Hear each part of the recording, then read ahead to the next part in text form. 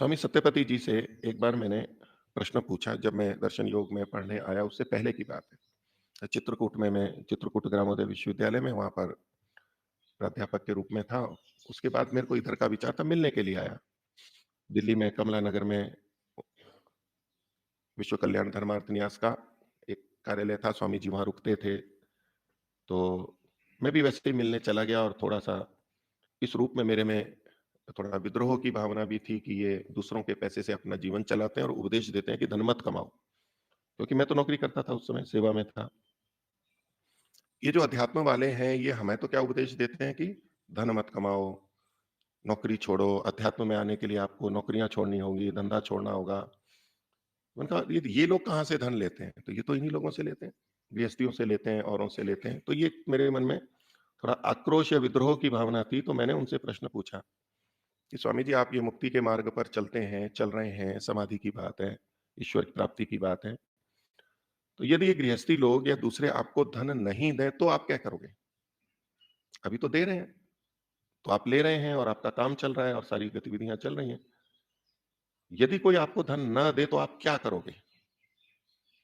कैसे आप साधन जुटाओगे? अर्थात भिक्षा भी नहीं दे, आप माँगो तो भी कोई ना दे, ना धन दे, ना रोटी दे, ना दे, आप क्या करोगे? और चलना आपको इसी मार्ग पर है, क्योंकि आप दूसरे मार्ग पर तो चलेंगे नहीं। लक्ष्य तो आपका यही है, तो आप क्या करेंगे? तो उन्होंने कहा कि मैं फावड़ा और कुदाली लेकर के और काम करूँगा। अर्थात जैसे एक श्रमिक काम करता है, फावड़ा, कुदाली लेके कहीं सड़क पे या तो खेत में, भवन बनाने में, ऐसे उन्होंने कहा फावड़ा, कुदाली और ये लेकर के, तसला लेकर के मैं काम करूँगा। अर्थात ये करके मैं धन कमाऊँगा, या उससे जो मेरे को धन मिलेगा, यूँ कहें जिससे जो पारिश्रमिक मिलेगा, उससे अपना जीवन चलाऊँगा और अर्थात मेरा मुक्ति का मार्ग और अध्यात्म का मार्ग इससे बाधित नहीं होगा। मैं ऐसे भी जी सकता हूँ, लेकिन उसकी आवश्यकता नहीं है, वो तो आगे की बात मैं स्वयं बोल रहा हूँ, लेकिन उन्होंने ये एक उत्तर दिया। इसका क्या अभिप्राय निकलता है कि यदि कोई मज़दूर या ऐसे काम करने वाला करे, लेकिन उसका लक्ष्य ये हो कि मैं जो कर रहा हूँ, इससे जो धन प्राप्त होगा, ये मैं मुक्ति प्राप्ति के लिए प्रयोग करूँगा। धन अपने आप में कोई बाधक नहीं, या नौकरी करना अपने आप में वैसे बाधक नहीं।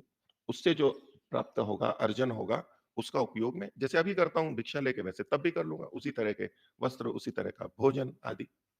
तो एक बात ये समझ में आती है, उसमें ऋषियों और महर्षि के मंतव्य से भी अनुकूल ही लगती है कि जब वो मान लो कुदाली लेके चलेंगे, तो पारिश्रमिक का निर्धारण होगा, रुपए लेंगे, काम करेंगे इतने घंटे और रुपए भी लेंगे।